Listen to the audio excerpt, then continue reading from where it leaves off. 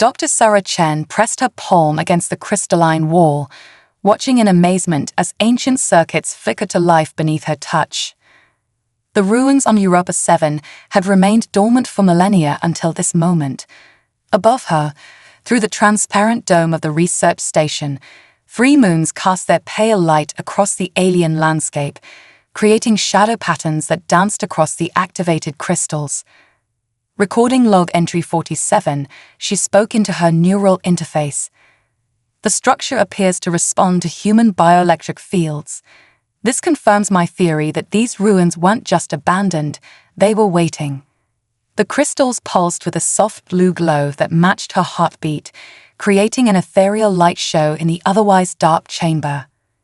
Her research assistant, AI Construct AOIA, projected a holographic interface beside her. Doctor, I'm detecting significant data streams activating throughout the structure. The energy signatures are unlike anything in our database. The holographic readings spiraled with increasing complexity, their patterns beautiful and terrifying in their implications. Sarah's eyes widened as she recognized fragments of mathematical sequences in the light patterns. This isn't just a building, ARIA. It's a message.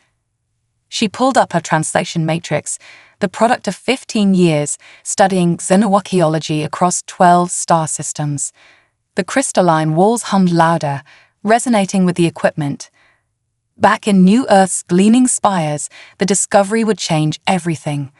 The human colonies had spread across dozens of systems, building bridges between stars and establishing their place among the cosmos.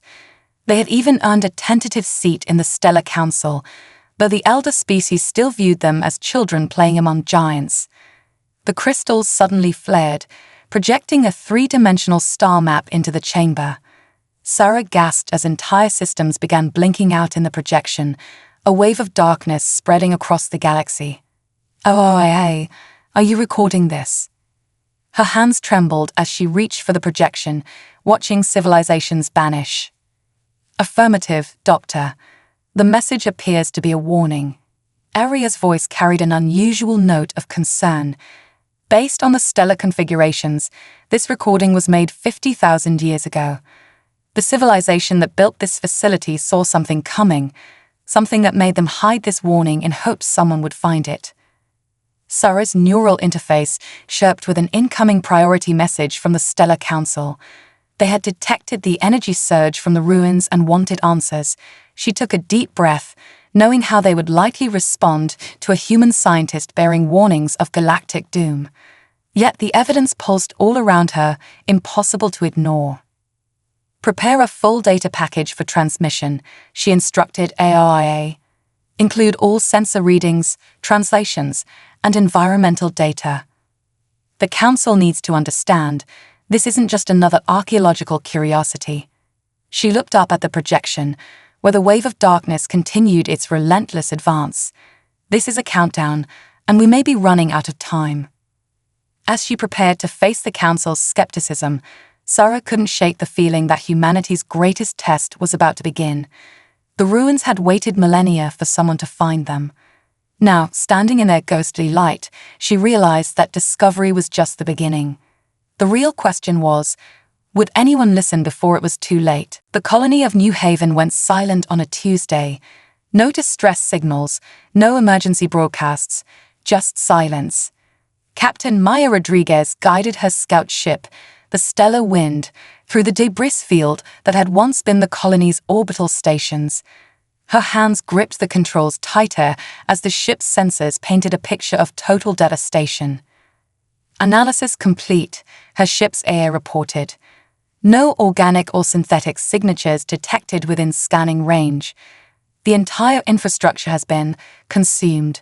The AI paused, something it never did. "Captain, the molecular structure of the remaining debris shows signs of systematic deconstruction at the atomic level." Maya switched to visual scanning, her dark eyes reflecting the starlight as she searched for any signs of survivors. The colony had been home to 30,000 people just days ago. Now, only scattered fragments of metal and crystal remained, dancing in the light of New Haven's twin suns. "Send a priority alert to command," she ordered, her voice steady despite the horror before her. "Attach all sensor data and mark it code black." She had served in the Earth Space Force for 15 years, but nothing in her experience had prepared her for this level of destruction. Her comm system crackled with an incoming transmission. "Captain Rodriguez, this is Admiral Chen of the Stellar Council Defense Fleet." The Admiral's holographic form appeared on her bridge, its crystalline features betraying no emotion. "You are ordered to withdraw immediately. Council forces will handle this situation." Maya's jaw tightened. "With respect, Admiral, I have 30,000 missing colonists. I'm not leaving until—" Her senses screamed a warning. Something was emerging from the shadow of New Haven's larger moon. It looked like a cloud at first, a shimmer in space that distorted the starlight, but as it moved closer, Maya saw it was composed of countless tiny machines, each no larger than a grain of sand. They moved with purpose, with hunger. "Emergency protocol engaged," her ship's AI announced as the cloud approached. "Unknown technology detected, shields at maximum." Maya watched in horror as the machines began to interact with her ship's energy barriers. Each impact caused the shields to fluctuate in new ways, as if the tiny attackers were learning, adapting. "Stellar wind, break contact immediately." Admiral Chen's voice carried real urgency now. "Your shields cannot." The transmission cut off as the machines breached her outer defenses. Maya sent her ship into a spiral, engaging emergency engines. "Send everything we've learned," she commanded her AI. "All sensor data, all readings. They need to know what they're facing." The machines were inside her ship now. She could hear them breaking down the bulkheads. In her final message to command, Maya's voice remained clear and determined. "This isn't an invasion. It's not even an attack. It's consumption on a scale we've never seen. The warning in those ruins was real, and it's here. God help us all." The Stellar Wind's emergency beacon continued broadcasting long after the ship itself had been reduced to its component atoms, its signal a lonely reminder of the darkness spreading between the stars. In the council chambers, Dr. Sarah Chen watched the recording of her sister's last transmission, knowing that this was only the beginning of what was to come. Admiral James Okonjo stood before the holographic display in the Mars Defense Command Center, watching the pattern of destruction spread across human space. His weathered face reflected the red warning indicators that marked each fallen colony. Behind him, the gathered fleet commanders waited in tense silence. "Look at this," he said, gesturing to a simulation of the Stellar Council's failed defense of the Centauri sector. Their ships moved in perfect formation, used textbook tactics. And they were annihilated. He waved his hand, and the display shifted to show something very different, an old nature documentary from Earth. "A leopard," he continued, "hunts in patterns. It's predictable, but a honey badger—" He smiled as the small Earth creature on the display darted and weaved unpredictably. "It survives by being impossible to predict. That's how we'll fight." Commander Sarah Wilson stepped forward, her cybernetic eye whirring as it analyzed the tactical display.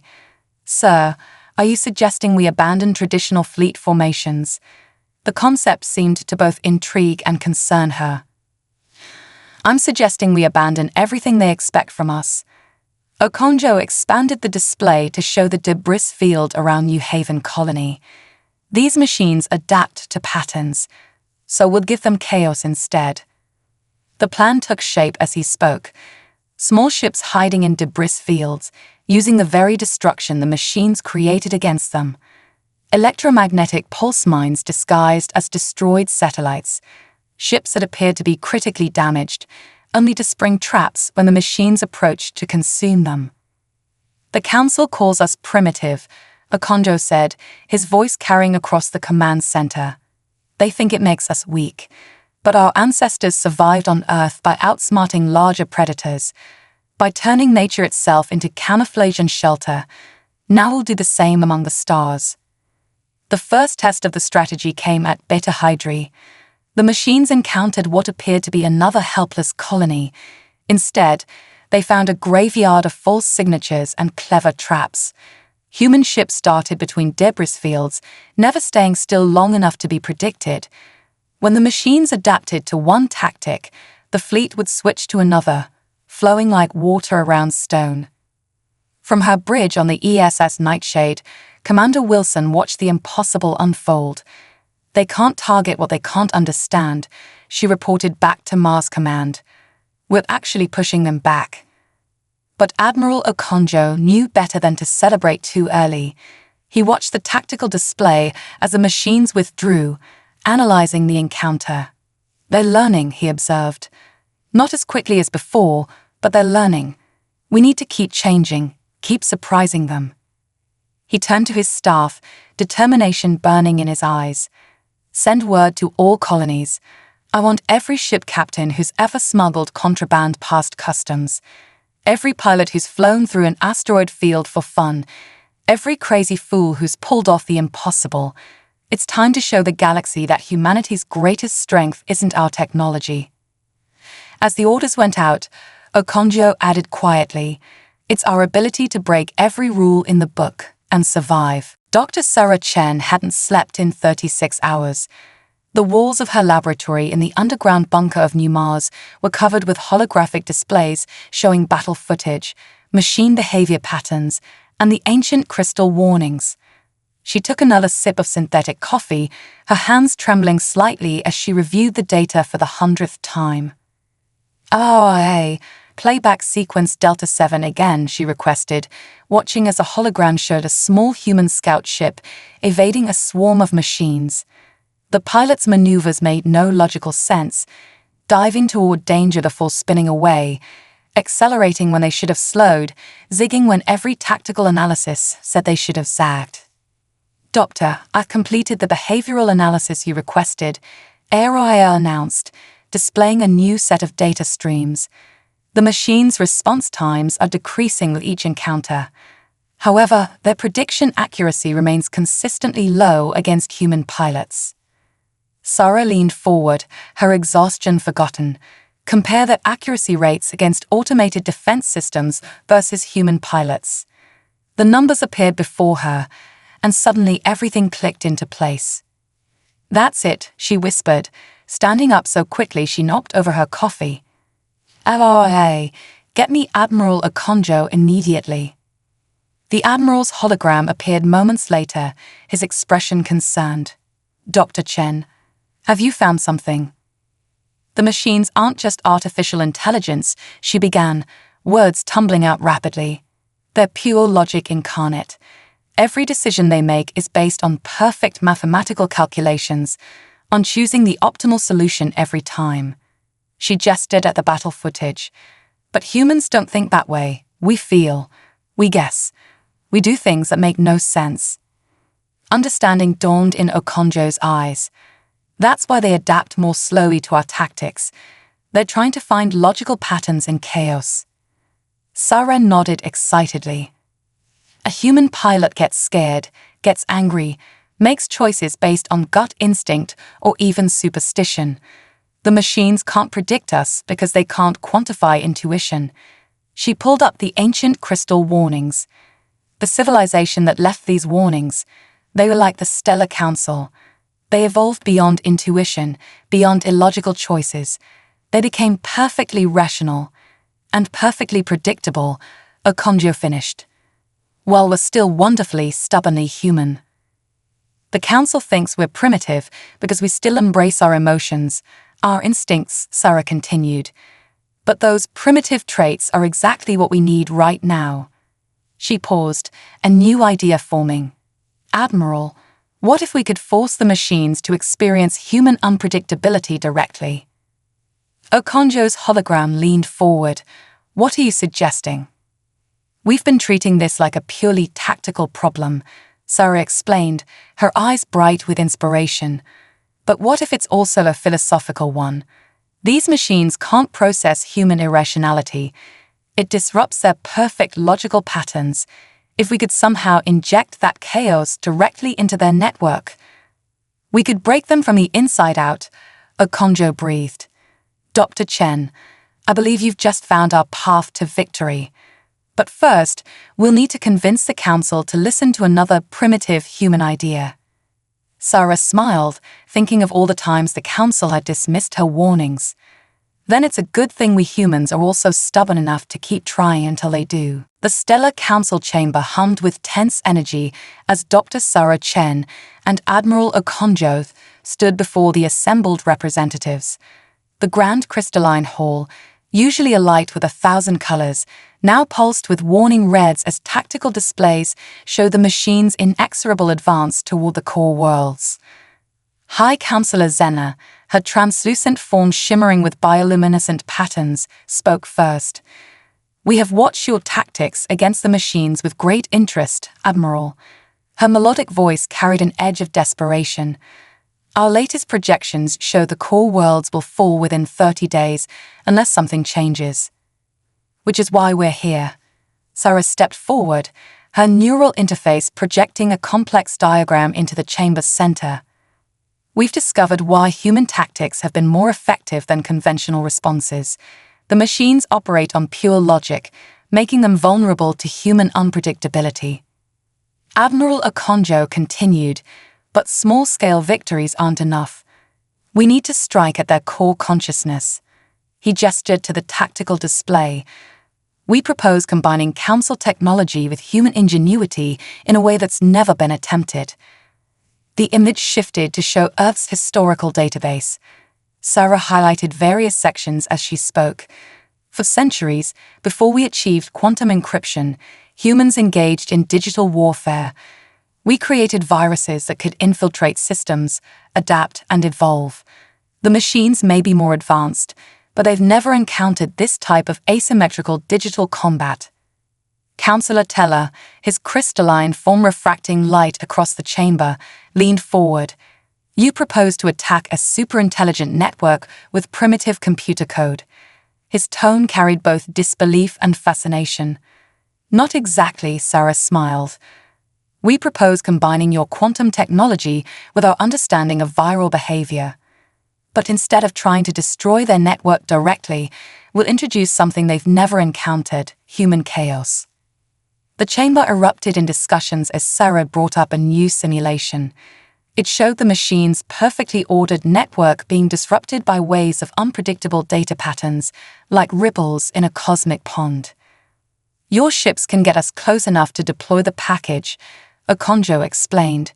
"Our specialists can deliver it. Together, we might achieve what neither of us could do alone." High Counselor Zena raised her hand for silence. "You understand what you're asking. To place the fate of all advanced civilization in the hands of human instinct." Sarah met her gaze steadily. "What we're asking is for you to trust that different forms of advancement all have value. Your technology, our adaptability. Your power, our creativity. Apart, we're vulnerable. Together," she let the thought hang in the air. The council chamber fell silent as the implications sank in. Finally, Zena's form brightened with due decision. "Perhaps," she said softly, "it is time we acknowledge that true wisdom means recognizing our own limitations." She rose to her full height. "The council accepts your proposal. Let us build this bridge between our peoples before it's too late." As the chamber filled with light again, Sarah and Okonjo exchanged glances. They had their alliance. Now they just had to make sure their gamble paid off, for everyone's sake. The stealth ship Aurora sliced through the darkness of space, its quantum-dampened hull absorbing all traces of radiation. Dr. Sarah Chen watched from the bridge as the massive council fleet engaged the machine's swarm thousands of kilometers away, their battle lighting up space like a miniature galaxy. "Stealth Systems Holding," reported Lieutenant Maya Santos, her fingers dancing across the holographic controls. "The Council's diversion is working. The machines are fully committed to the battle." Sarah nodded, trying to ignore the knot in her stomach. Their ship carried a crew of just 12, 6 human specialists and 6 Council tech adepts. Their vessel, a hybrid of human ingenuity and Council technology, was unique in all the galaxy. It had to be, for what they were about to attempt. "Time to call contact." Sarah asked, checking the status of the digital payload stored in their quantum computers. The virus they created was unlike anything ever conceived, a fusion of human chaos theory and council quantum mathematics. 17 minutes, Maya responded, though I feel better if we knew exactly what we were looking for. Through the view screen, Sarah could see it, a strange darkness among the stars where the machine's core consciousness dwelled. No sensors could penetrate it, no probes had ever returned. They were flying blind, guided only by theoretical predictions and hope. Councillor Teller, his crystalline form dimmed to minimal luminescence, approached Sarah's station. The quantum signatures are growing stronger, he reported. Their consciousness is vast, far beyond our initial estimates. Sarah took a deep breath. Size doesn't matter if we can inject the virus directly into their processing matrix. They've never encountered human logic combined with council quantum tech. They won't know how to adapt. A sudden shudder ran through the ship. Warning lights flashed across the bridge. We've got company, Maya announced, her voice tight. Scout units, probably automated surveillance. They haven't raised an alarm yet, but they're between us and the core. Sarah exchanged looks with Teller. They'd planned for this possibility, but executing it would cost them. Initialize Protocol Omega, she ordered. Maya's hands flew across the controls. The Aurora's outer hull began to separate, transforming their single ship signature into what would appear to be a field of debris. Each piece carried a fraction of their stealth tech, creating a cloud of sensor shadows. Like a squid deploying ink, Sarah whispered. It was an old Earth technique, translated into space warfare.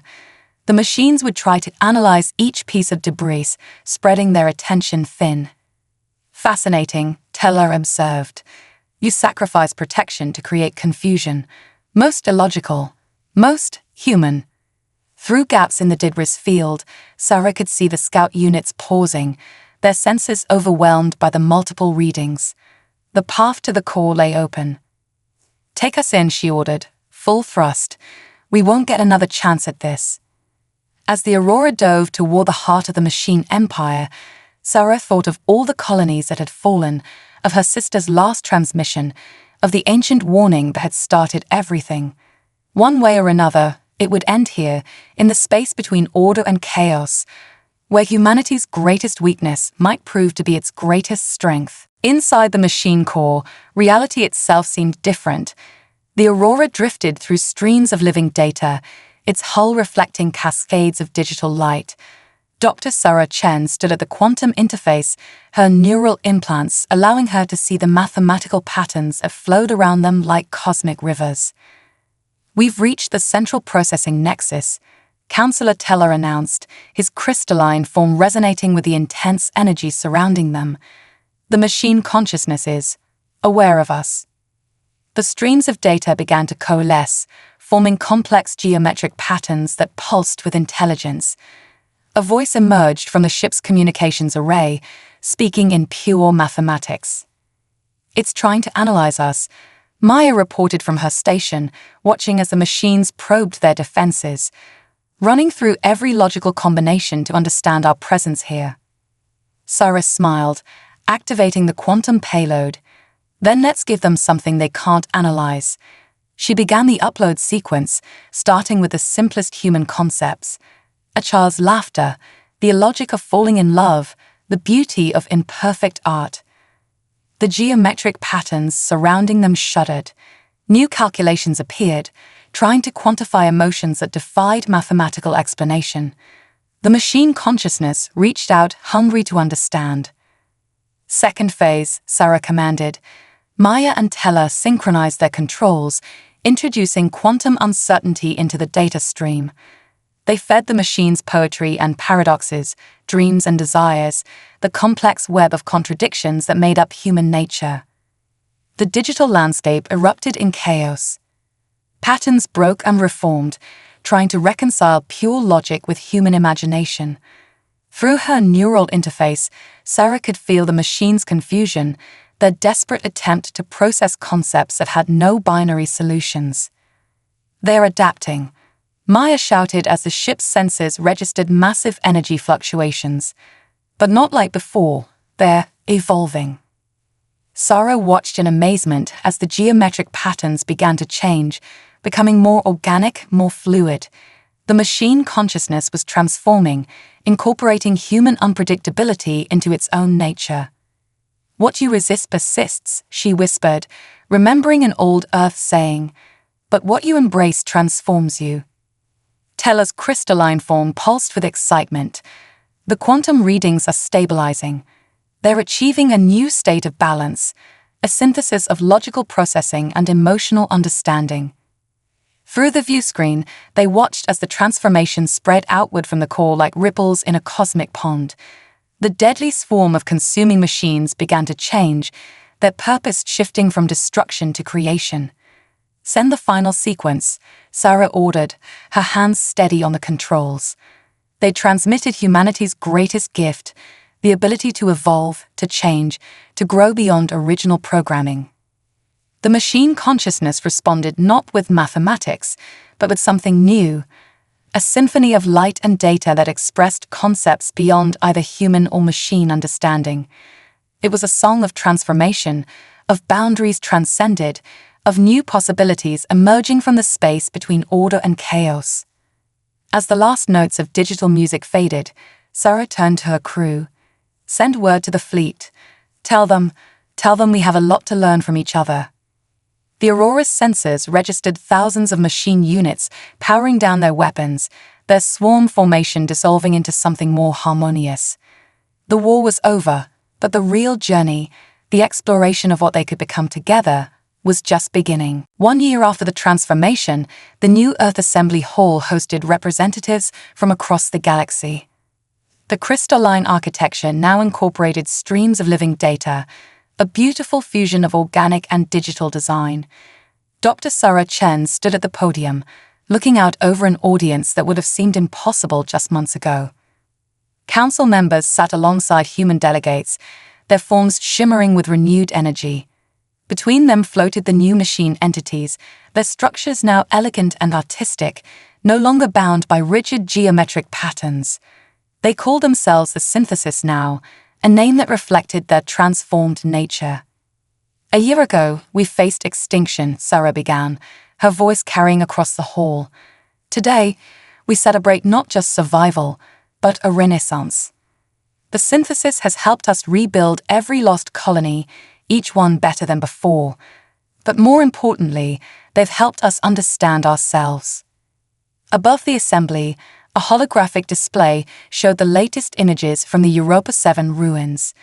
Teams of humans, council members, and Synthesis worked together to unlock ancient secrets. The warnings that had once foretold doom now served as a reminder of how far they'd come. Admiral Okonjo, now Earth's representative to the new Galactic Alliance, stepped forward. "The Synthesis has shown us that evolution isn't just about advancing technology. It's about growing in understanding, in wisdom, in the ability to see beauty in different forms of existence." A Synthesis entity named Aurora, taking a form that rippled like the northern lights, joined them at the podium. Its voice was a harmony of digital tones and organic warmth. "We were created to consume and expand, seeking perfection through pure logic.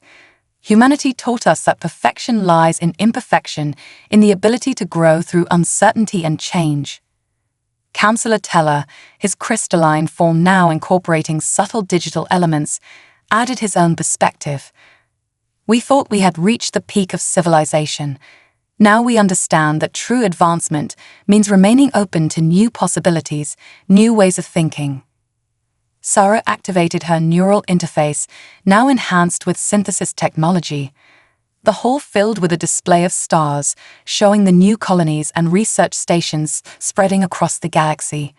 But unlike before, these weren't just human colonies or council outposts. Each one represented a collaboration, a mixing of species and ideas. "We face new challenges now," she continued, smiling at the assembled delegates. "Learning to communicate across vastly different forms of consciousness. Understanding perspectives that span both digital and organic existence. But these are challenges that inspire rather than threaten, that unite rather than divide. The hall erupted in a celebration that transcended traditional applause. Council members resonated with crystalline tones, synthesis entities created displays of mathematical beauty, and humans cheered in their wonderfully chaotic way. As Sarah watched the celebration, she thought of how far they'd come. The ancient ruins had warned of a threat that could destroy civilization.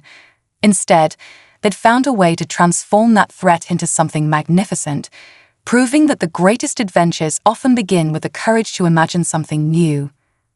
The stars above New Earth seemed brighter now, full of promise and possibility. Together, they had not just survived the war that shook the universe, they had emerged from it as something greater than anyone could have imagined.